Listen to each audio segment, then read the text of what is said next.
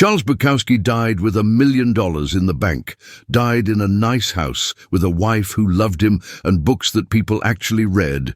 But for 50 years before that, he lived in roach-infested apartments, worked a post office job that nearly killed him, and drank himself unconscious most nights just to survive another day of being alive. He was broke for half a century, but he was never broken. And there's a difference most people never understand until it's too late. If you're tired of fake success stories and sanitized biographies, subscribe to Raw Existence right now. We don't tell you what you want to hear. We tell you what's true. Like this video if you've ever been broke. Comment below if you know the difference between that and being broken. Let's talk about the things nobody wants to admit. There's a kind of poverty that looks romantic from the outside. The starving artist in his garret, the tortured genius living for his craft. People who've never been poor love to romanticize it, turn it into aesthetic, into character-building narrative. But Bukowski's poverty wasn't romantic. It was roaches, actual roaches, crawling across the walls of his Los Angeles apartments while he typed on a second-hand typewriter with keys that stuck. It was the smell of piss in hallways and neighbors screaming through paper-thin walls and landlords who didn't fix anything because why would they fix anything for people who barely had rent? He wrote about this, not to complain, just to document. I've lived in the same room for years, he said, with the same unwashed dishes in the sink and the same roaches running across my manuscripts at 3 a.m. He didn't dress it up, didn't make it noble.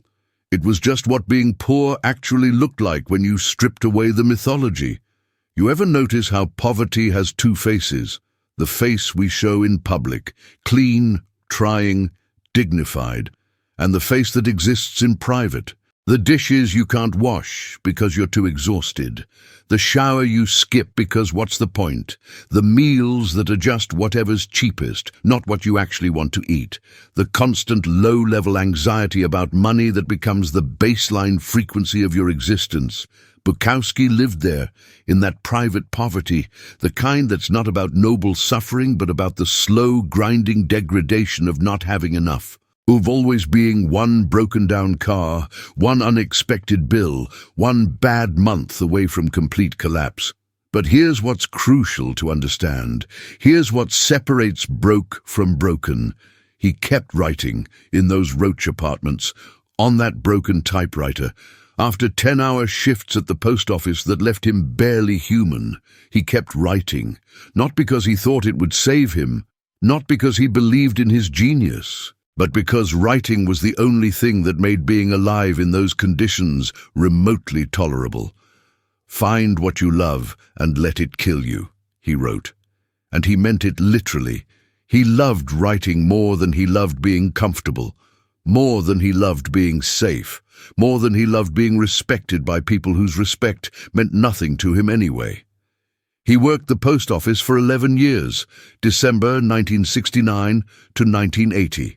11 years of sorting mail in a windowless building, surrounded by people who'd given up decades ago, watching his life disappear into the mechanical repetition of putting letters in boxes.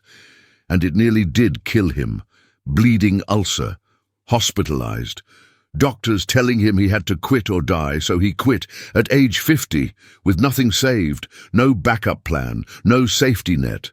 Just the belief that dying broke while writing was better than dying comfortable while not writing. And everyone thought he'd lost his mind, thought he'd broken. But he hadn't. He was still just broke, still intact underneath the poverty. There's a passage in Post Office, his first novel, where he describes the feeling of waking up, knowing you have to go to that job again. Another day, and it never got any better, he wrote. The walls of that building became the walls of my skull. I was sorting my own thoughts into boxes, and none of them were going anywhere important.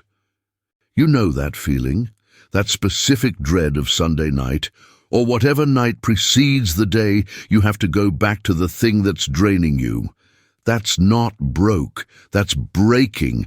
That's the slow fracture that happens when you trade your life for survival and realize the trade isn't worth it. But you've already signed the contract. Bukowski refused to sign, or he signed and then tore it up. Walked away from steady income at 50 because steady income was costing him his life. And that's broke choosing not to be broken. That's poverty with integrity still intact. Let me tell you what selling out actually costs. Not in abstract terms, in specific, measurable ways. Bukowski could have had a normal literary career, could have softened his language, made his work more palatable to mainstream publishers, played the game, showed up to readings sober, networked with the right people, said the right things in interviews, built a respectable reputation. He didn't. Couldn't, wouldn't. I wrote about whores because I knew whores, he said.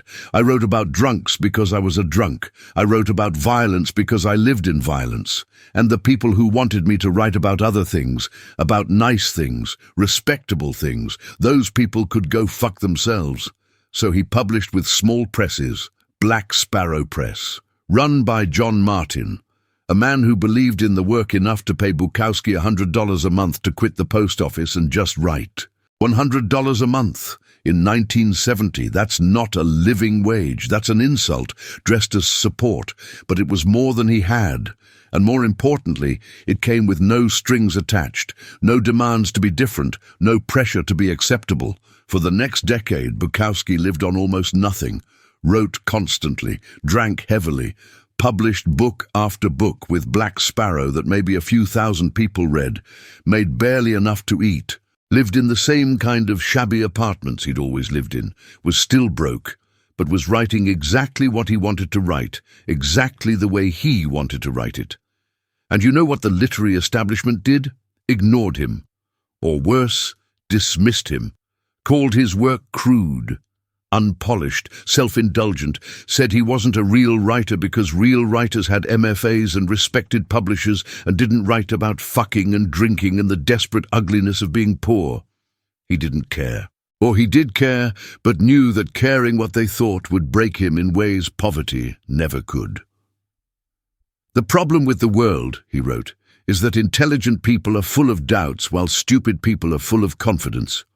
And the publishing world is run by confident, stupid people who wouldn't recognize good writing if it bit them on their Ivy League asses. There's a specific kind of poverty that comes from choosing integrity over income. It's different from the poverty of not having options. Bukowski had options. He could have written what sold, what was safe, what was acceptable. The poverty he chose was the poverty of refusing to compromise. And that poverty feels different, tastes different, breaks you in different ways, or doesn't break you at all. He drank, constantly, not socially, not for fun, to survive, to make it through days that felt unlivable, to quiet the noise in his head that told him he was wasting his life, to numb the constant awareness that he was 50 years old and broke and nobody gave a shit about his work except a few weirdos who bought small press poetry. I drank to make the unbearable bearable, he said. And the unbearable was mostly just being alive and conscious and aware that most people were living lives they hated and pretending they didn't. At least I was honest about hating mine. But here's the thing about Bukowski's drinking. It wasn't escape in the traditional sense. It was fuel. He wrote drunk, wrote about being drunk, made his drunkenness part of the work, didn't hide it, didn't apologize for it, didn't pretend he was some tortured genius drinking for inspiration. He drank because being sober in the world he saw was intolerable, and he wrote about that intolerance. Drinking is emotional suicide, but I'm already dead in most of the ways that count, so what's the difference? That's from one of his letters, not a poem. Just a Tuesday in 1975, explaining to a friend why he'd missed another reading because he was too drunk to stand. And the broken people, the ones who'd given up, who'd sold out, who'd traded themselves for comfort, they looked at Bukowski and felt superior, felt like they'd made the right choice, the mature choice, the responsible choice. They had health insurance and retirement accounts and stable lives. And Bukowski had nothing but roaches and cirrhosis and a stack of manuscripts nobody wanted to publish. But he could still write, could still put words together that told the truth about what being alive actually felt like. And they couldn't. They'd traded that ability for security, had sold the part of themselves that could be honest about pain and gotten a dental plan in return. That's the difference between broke and broken. Broke is not having money. Broken is not having yourself anymore. And Bukowski was broke for 50 years, but never once stopped being himself. Never once wrote a sentence he didn't mean because it would sell better. Never once pretended to be anything other than exactly what he was. There's a specific kind of woman who's attracted to broke men who aren't broken. Women who can tell the difference, who see past the poverty to the integrity underneath. And Bukowski knew these women, loved these women, wrote about these women with a tenderness that contradicted everything else about him. She stayed with me even though I had nothing to offer her but bad wine and worse poetry, he wrote about one of them. She saw something in me that I didn't see in myself. Or maybe she saw exactly what I saw and loved it anyway, the broken parts that refused to be fixed, the poor parts that refused to get rich. His relationships were disasters, violent sometimes, always messy, fueled by alcohol and mutual damage, but underneath the chaos was something real, something most people never find in their clean, respectable, well-adjusted relationships, a recognition, a seeing, an acknowledgement that being honestly fucked up was better than being fake together. He married late, 50s, a woman named Linda. She had money, could have had anyone. Chose the broke alcoholic poet who'd spent decades in roach apartments, and people couldn't understand it. What did she see? What was the appeal? She saw that he was still writing, still honest, still himself despite 50 years of poverty and rejection and cirrhosis. She saw broke, not broken, and that's rare enough to love. I married a woman who loved me when I had nothing, he said in an interview. Not because she was charitable, because she could tell the difference between a man who's lost everything and a man who never had anything to lose. I was the second kind, and that meant I still had me. But before Linda, there were others. Women he immortalized in his work, not because they were perfect, but because they were real. Because they stayed in his shabby apartments and drank cheap wine with him and didn't demand he be anything other than what he was. Didn't try to fix him or save him or make him respectable. The women I loved most, he wrote, were the ones who didn't love me for my potential, who didn't see me as a project, who looked at my life, the roaches, the drinking, the poverty, and said, okay, this is what it is, I'm in or I'm out. And the ones who were in, who stayed in, those were the only ones worth writing about. There's a brutal honesty in that. Most relationships are built on potential, on what someone could become if they just changed this or fixed that or tried harder. But Bukowski's relationships were built on what actually was. Take it or leave it. No promises of improvement. No plans for a better future, just now, just this, just two damaged people choosing to be damaged together instead of pretending they weren't. And that kind of relationship is broke, doesn't have the resources for pretense, can't afford the luxury of illusion. But it's not broken, it's actually more intact than most marriages built on lies about who people really are. The post office wasn't just a job, it was a laboratory. A place to study what happens to humans when you put them in boxes and tell them to repeat the same motion for decades. Bukowski watched men who'd been there 30 years, saw what it did to them, how they stopped being people and became functions, sorting machines made of flesh. I worked next to a guy who'd been there 28 years, he wrote. He had the eyes of something that died a long time ago, but kept showing up to work out of habit. We never talked about anything real. Just sports and weather, safe things. Things that didn't require acknowledging we were both prisoners serving life sentences we'd volunteered for. 11 years Bukowski lasted. 11 years of watching himself become like them, feeling his personality calcify, his thoughts becoming smaller, his world shrinking to the size of his sorting station. And the worst part wasn't the work itself.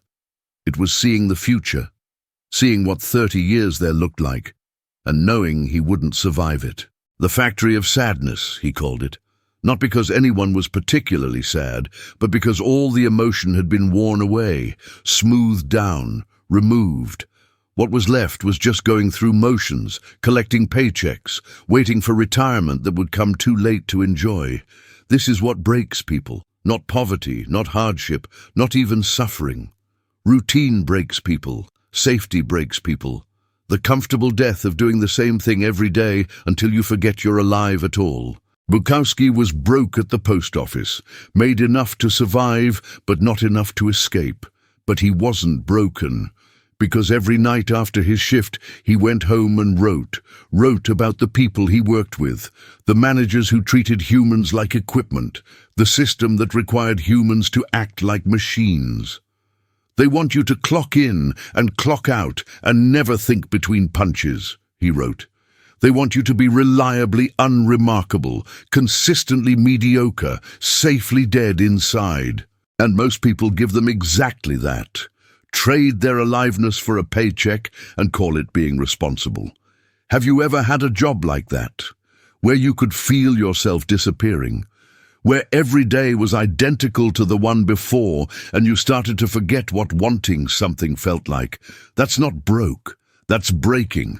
That's the slow fracture that happens when you let safety kill the part of you that's actually alive. Bukowski quit. At 50, no savings, no plan. Just the certainty that another year in that building would finish what it had started, would complete the transformation from human to machine. And he chose broke over broken, chose poverty over that particular kind of comfortable death. I'd rather eat cat food and write than have a good salary and lose myself, he said, and people thought he was being dramatic, exaggerating. But he wasn't. He was being literal. The post office was killing him, not quickly, slowly, one sorted letter at a time, one clocked hour at a time, one paycheck at a time. And the men who stayed, the ones who made it to retirement, he wrote about them too. They threw him a party on his last day, gave him a watch, shook his hand, and I saw in his eyes that he knew he'd traded 40 years of his life for a watch that would count down the time he had left to be disappointed. That's what being broken looks like. Making it to the finish line and realizing you lost everything getting there. In every apartment Bukowski lived in, and there were dozens, each shabbier than the last, there was a typewriter. Sometimes it was the only thing worth anything, the only possession that mattered. And he treated it like what it was, the only thing standing between him and complete dissolution. The typewriter was my therapist, my priest, my lover, my only friend who didn't want anything from me except honesty, he wrote. I told it everything, every ugly thought, every shameful feeling, every truth too brutal to say out loud, and it never judged. Just clicked and clacked and put it all down on paper. He wrote drunk. This is important to understand. Not occasionally drunk, not celebratory drunk, functionally drunk, needed to be drunk to function drunk, and the writing came out raw, unfiltered. No editorial process between brain and page, just whatever was there, spilling out. I can't write sober, he admitted. Sobriety makes me too aware of how pointless this all is. Alcohol gives me just enough distance from the truth to be able to write it down. Ironic, I know, but I'm not here to make sense. I'm here to make sentences. The process wasn't romantic. People imagine writers typing in inspired frenzies, muses whispering in their ears, words flowing like wine. Bukowski's process was showing up at the typewriter after a 12-hour shift, half drunk already, and forcing himself to type until something real came out. Most nights pages of garbage, some nights a poem that mattered. Either way, he showed up. Consistency is what separates people who say they're writers from people who actually are writers, he said. I showed up drunk, I showed up tired. I showed up depressed. I showed up when I had nothing to say. And I typed anyway. Because showing up is the only thing that counts. This is the thing about not being broken. You keep doing the thing that defines you even when everything else is falling apart. Especially when everything else is falling apart. The broke man who's not broken still has the one thing that makes him who he is. And for Bukowski, that was writing. The typewriter was the through line, the constant. Apartments changed, jobs changed, women changed. Cities stayed the same, but the neighborhoods got worse. But the typewriter was always there, waiting, ready, willing to receive whatever he had to give it. I've had the same typewriter for 20 years, he wrote in 1980. It's seen more of my life than any person. It knows everything, every failure, every humiliation, every small victory, and it keeps my secrets better than I keep them myself. Sometimes I read old manuscripts and don't remember writing them. But the typewriter does. The typewriter remembers everything. There's something sacred in that, in having one thing that witnesses your whole life, that participates in your survival without demanding anything except that you keep showing up. The typewriter didn't care if he was broke, didn't judge him for drinking, didn't need him to be anything other than honest. And the work that came out of that broken typewriter in those Roach apartments changed literature. Not immediately, not in ways people recognized at the time, but eventually people started to notice that Bukowski was writing in a voice nobody else had, about things nobody else would touch, with an honesty that felt dangerous because it was completely unprotected. He writes like he has nothing to lose, one critic said, and it was meant as an insult, but it was actually the truth. He didn't have anything to lose, was already broke, already at the bottom, and from the bottom, you can write about anything. There's no reputation to protect, no image to maintain, no career to jeopardize, just truth. Just the actual experience of being alive without the filter of what you're supposed to say about it. The typewriter made that possible, gave him a place to put the truth, and as long as he had that, as long as he could sit down drunk at 2 a.m. and type out whatever was in his head, he wasn't broken. Broke, yes, always broke, but not broken. Never broken. Success, when it finally came too late to fuck him up. This is important, crucial even, because success breaks most people, makes them soft, makes them careful, makes them start protecting what they've built instead of continuing to build honestly. Bukowski was 60-something when Barfly came out, the movie, the thing that made him famous. Suddenly, he was getting real money, real recognition, invitations to readings where hundreds of people showed up, publishers who wanted whatever he wrote. And what did he do?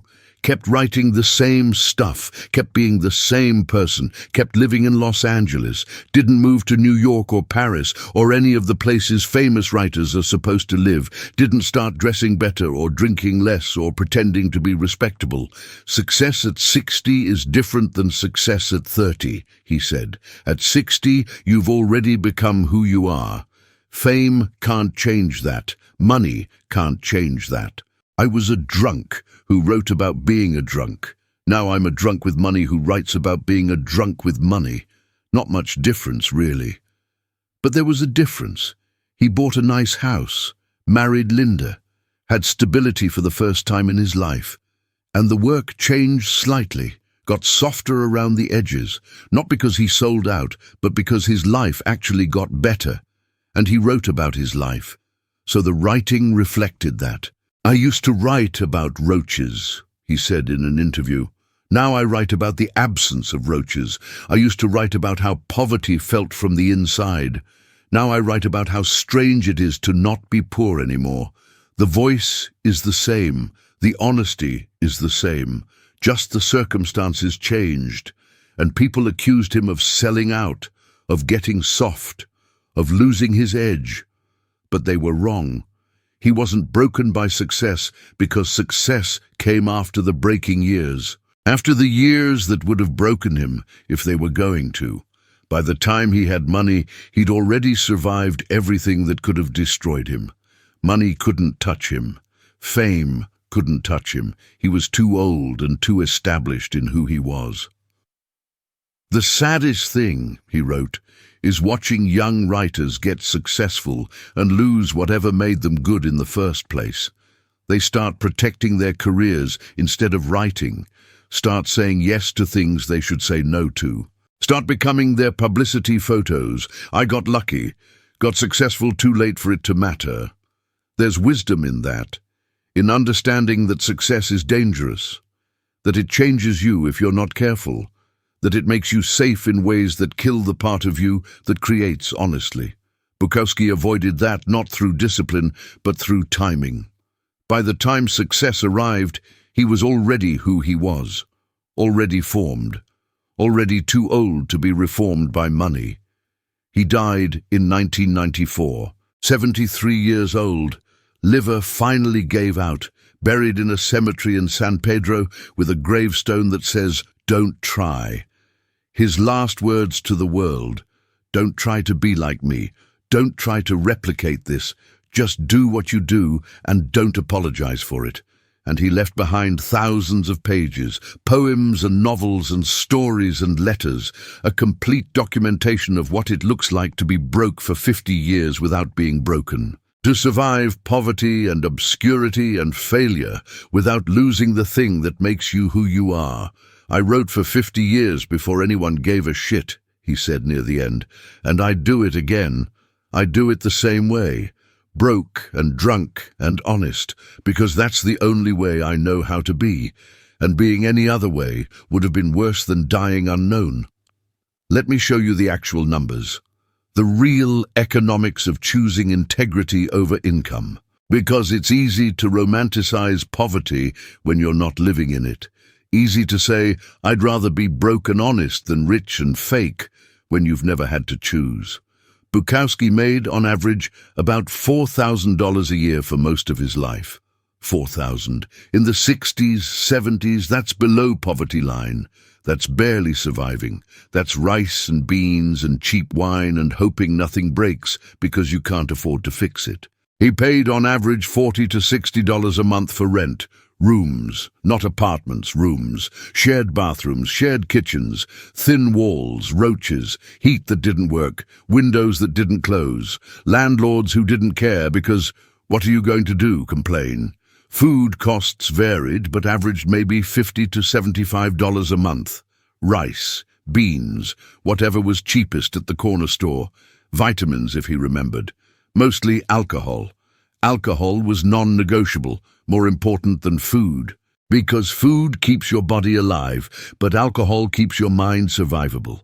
The typewriter, ribbons cost money, paper cost money, stamps to mail manuscripts cost money. And he was mailing constantly, dozens of submissions a month, all rejected, all representing money he didn't have being spent on a future that might never come. "I spent more money on postage than on food some months," he admitted, sending poems to magazines that sent them back with form rejection letters, spending money I needed for rent on the belief that eventually someone would say yes, and for years, decades, nobody did.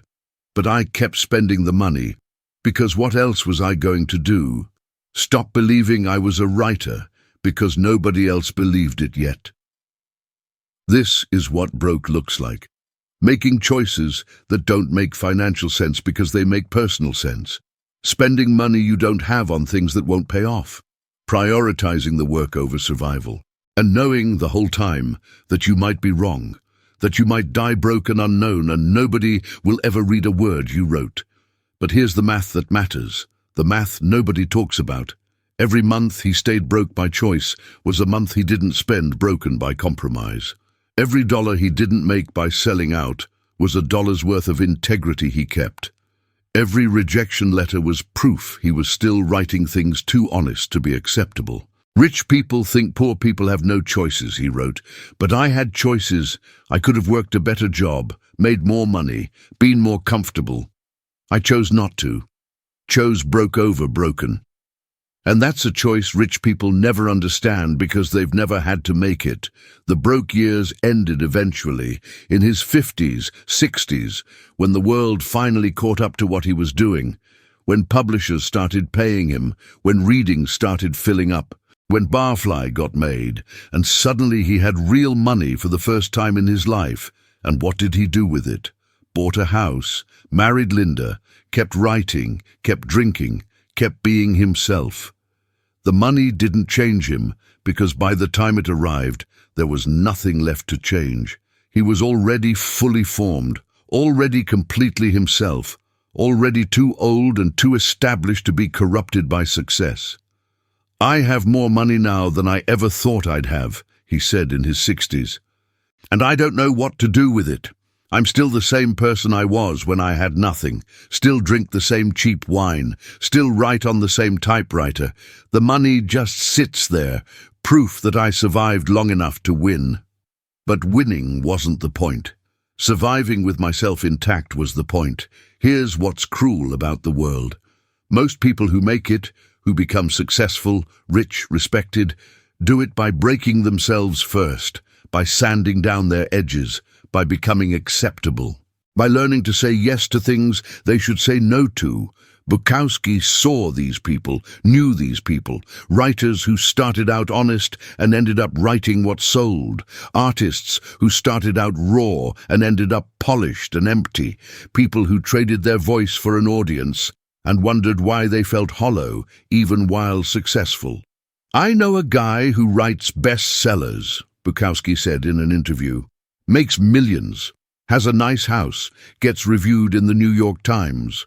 And every time I see him, I see a ghost. Someone who used to be a person and now is just a product. He sold his voice for success and doesn't even realize he's not speaking anymore, just making noises people want to hear." This is what being broken looks like. Making it, winning, getting everything you thought you wanted, and realizing you had to become someone else to get it. Realizing the person who succeeded isn't you anymore. Realizing you traded yourself for success, and the trade wasn't worth it no matter how much money you made. Bukowski refused that trade, stayed broke, stayed himself. And when success finally came, it came to him as he was. Didn't require him to change, didn't ask him to be different, just finally caught up to what he'd been doing all along. "The worst thing you can do," he wrote, "is succeed at being someone you're not. Because then you're stuck. You've built a career on a lie. And you can't go back to being yourself without losing everything you built. That's a prison worse than any poverty I ever lived in." The broken, successful people are everywhere. You see them at book signings and gallery openings and award ceremonies. Smiling, accomplished, respected, and completely hollow. They made it, but they had to die to get there. Had to kill the part of themselves that was actually alive and replace it with the part that was marketable. And the tragedy is, most people think that's what success requires. Think you have to compromise, have to sell out, have to become acceptable to be accepted. But Bukowski proved otherwise, proved you can stay yourself, and eventually, if you survive long enough, the world comes to you, maybe. If you're lucky, if you're good enough, if you're stubborn enough. "I got lucky," he admitted. "I survived long enough, wrote good enough, was stubborn enough. And the world finally noticed. But I would have kept going even if it never noticed. Because being myself while broke was better than being someone else while successful. And most people never understand that until they've already made the wrong choice." In every shabby apartment there were roaches. This isn't metaphor, literal roaches. Bukowski wrote about them constantly, saw them as roommates, witnesses, the only other living things present during his most private moments of creation. "The roaches watched me type," he wrote, "watched me drink, watched me cry, watched me pass out, watched me wake up and start again. They were there for all of it, every word, every bottle, every morning. I woke up wondering why I was still alive. The roaches saw it all. And they didn't judge, just crawled around doing roach things while I did human things, both of us just trying to survive in conditions we didn't choose." There's something profound in that image. The broke poet and the roaches, both living in poverty, both making do, both continuing despite everything. The Roaches didn't know they were in a landmark of American literature, didn't know the man typing in their presence would eventually be studied in universities. They just knew they were in an apartment with food sometimes and a warm body always. "I liked the Roaches," he confessed. "They kept me company without demanding anything. Didn't care if I was successful, didn't care if I was drunk. Just crawled their roach paths across my poems and didn't judge the quality. The Roaches accepted me exactly as I was, which is more than most humans ever did. This is what poverty actually looks like when you're in it. Not from the outside, where it can be romanticized, but from the inside, where it's just you and the Roaches and the constant awareness that you're living in conditions most people would find intolerable. And the choice you make every day is whether to keep going or give up, whether to keep writing or get a real job, whether to stay yourself or become acceptable. Bukowski chose the Roaches, chose to keep living in roach apartments rather than compromise, chose to let the Roaches witness his creation rather than create in comfortable places that would have required him to be someone else. "If you can't create in the worst conditions," he said, "then you don't really want to create. You just want to be comfortable while pretending to create. Real work happens despite conditions, not because of them. The Roaches taught me that. They didn't wait for conditions to improve before being Roaches. They just were Roaches, and I learned to just be a writer the same way. The Roaches are gone now, the apartments torn down or renovated, turned into luxury units for people who'll never know. A broke, drunk poet once lived there, typing until 4 a.m. while Roaches crawled across his manuscripts. The Roaches didn't care about legacy, and neither really did Bukowski, both just trying to survive, both succeeding in their own way. Don't try. That's what it says on his gravestone. His final message, his last piece of advice, and people misunderstand it constantly. Think it means don't make effort, don't work hard, just give up and coast, but that's not what it means, not what he meant. Don't try to be a writer, he explained once. Either you are one or you aren't. Trying is what people do when they're forcing something that isn't natural. I never tried to be a writer, I just was one. Wrote because not writing was worse than writing. Wrote because I had to, because it was the only thing that made being alive remotely tolerable. That's not trying. That's just being what you are. Oh, don't try to be like him. That's what the gravestone really means. Don't try to replicate his life. Don't romanticize his poverty. Don't think you have to suffer to create. Don't confuse being broke with being authentic. Just be what you actually are. And if that means you're broke, fine. If that means you're comfortable, fine. But don't try to be something you're not because you think that's what being an artist requires. The worst writers, he said, are the ones trying to be writers, trying to have the writer lifestyle, trying to suffer artistically. They're performing, and performance is the opposite of honesty. I wasn't performing poverty. I was just poor, wasn't performing alcoholism, was just an alcoholic, wasn't performing being a writer, just wrote. And the difference between doing and performing doing is everything. He died at 73, lived long enough to see success, long enough to get comfortable, long enough to marry a woman who loved him, long enough to prove that surviving broke without being broken was possible. That you could stay yourself through decades of poverty and obscurity and still come out intact on the other side. And the last words he left the world were, "Don't try. Don't try to be me. Don't try to follow my path. Don't try to make my life into a blueprint. Just do what you do. Be what you are. And if you're actually a writer, you won't need to try. You'll just write. Because not writing will be worse than writing. And that's the only way it ever works. I'm not a role model," he said near the end. "I'm not a success story. I'm just a guy who wrote for 50 years because I couldn't not write. And I got lucky enough to survive long enough for people to notice. But luck isn't a plan, and my life isn't a map. Don't try to follow it, just find your own way. And don't try, just be. So here it is, the actual difference between broke and broken. The thing most people never understand until they've been both. Broke is not having money. Broken is not having yourself. Broke is living in roach apartments and working shit jobs and barely surviving.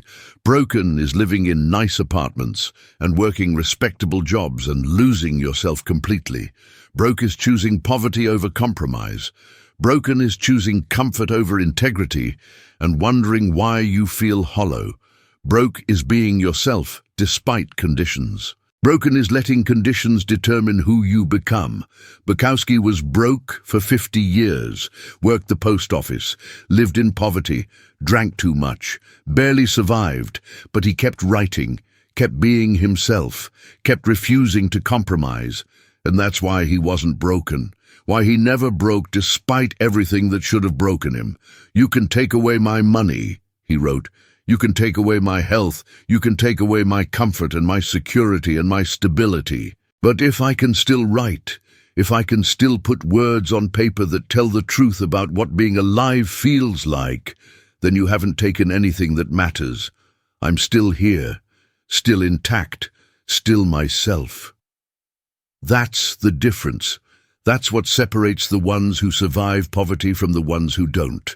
Not money, not luck, not talent, but the ability to keep the part of yourself that matters, no matter what external circumstances do to you. Most people who escape poverty do it by breaking themselves, by becoming acceptable, by learning to say the right things and be the right way and lose the rough edges that made them who they were. They get money, but lose themselves. And they call it success, but it's actually just a different kind of failure. Bukowski escaped poverty without breaking, kept writing the same way, kept being the same person. Success didn't change him, because he wouldn't let it.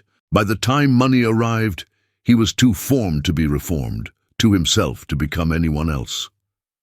"The most important thing," he said, "is to stay yourself no matter what. Rich or poor, successful or failing, healthy or sick, just stay yourself. Because the moment you trade yourself for something else, for money or status or acceptance, you've broken. And broken is the only thing you can't come back from." He died himself, fully himself, completely intact.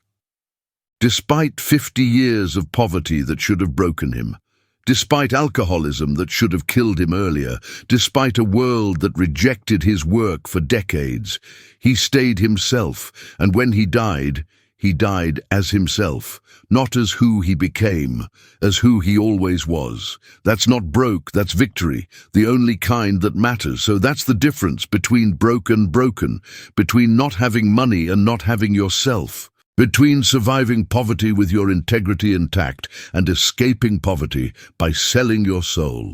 If this hit you, if you've been broke or you're broke now, or you know the difference between that and being broken, subscribe to Raw Existence.